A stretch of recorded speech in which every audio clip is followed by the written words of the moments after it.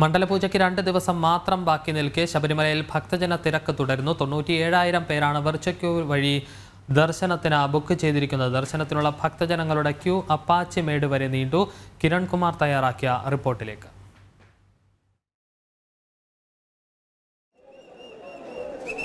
മണ്ഡലപൂജയ്ക്ക് 2 ദിവസം മാത്രം ബാക്കി നിൽക്കെ ശബരിമലയിൽ ഇപ്പോഴും വലിയ തരത്തിലുള്ള ഭക്തജന തിരക്ക് തന്നെയാണ് അനുഭവപ്പെടുന്നത്. ഇന്ന് രാവിലെ മുതൽ ശബരിമലയിൽ വലിയ ഭക്തജന തിരക്കുണ്ട്.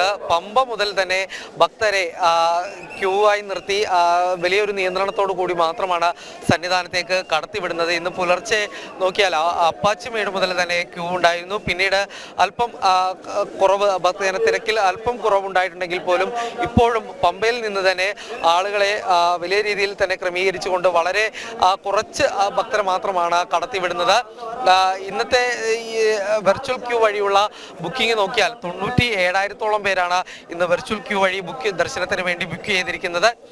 ഇത് സ്പോട്ട് ബുക്കിംഗ് കൂടി കണക്കിലെടുത്താൽ 1,00,000-ലധികം പേർ ഇന്ന് ശബരിമലയിൽ ദർശനം നടത്തുമെന്ന് തന്നെയാണ് മനസ്സിലാക്കാൻ സാധിക്കുന്നത്. ഈ 2 ദിവസത്തെ അവധി കൂടി കണക്കിലെടുത്താണ് ഇത്തരത്തിൽ വലിയൊരു ഭക്തജന തിരക്കുണ്ടായിട്ടുള്ളത് എന്ന് തന്നെയാണ് മനസ്സിലാക്കേണ്ടത്. 27-ന് ശബരിമല നട മണ്ഡലപൂജയ്ക്ക് ശേഷം നട അടക്കും. അതിനു മുമ്പ് 26-ാം തീയതി തങ്കാങ്കി ചാർത്തിക്കൊണ്ടുള്ള ദർശനം ഉണ്ടാവും. 26-നാണ് ശബരിമലയിലേക്ക് തങ്കാങ്കി ഘോഷയാത്ര എത്തുന്നത്. 26-ാം തീയതി വൈകിട്ട് ദീപാരാധനയ്ക്ക് തങ്കാങ്കി ചാർത്തും. പിന്നീട് 27-ാം തീയതി രാവിലെ 10:30-ക്കാണ് മണ്ഡലപൂജ നടക്കുക. അതിനുശേഷം വൈകിട്ട് ഹരിവരാസനം പാടി നടയടക്കും. പിന്നീട് 2 ദിവസം പൂർണ്ണമായി തന്നെ ശബരിമല നട അടച്ചു കിടക്കുകയായിരിക്കും. 30-ാം തീയതിയാണ് മകരവിളക്കിന് വേണ്ടി ശബരിമല നട വീണ്ടും തുറക്കുക.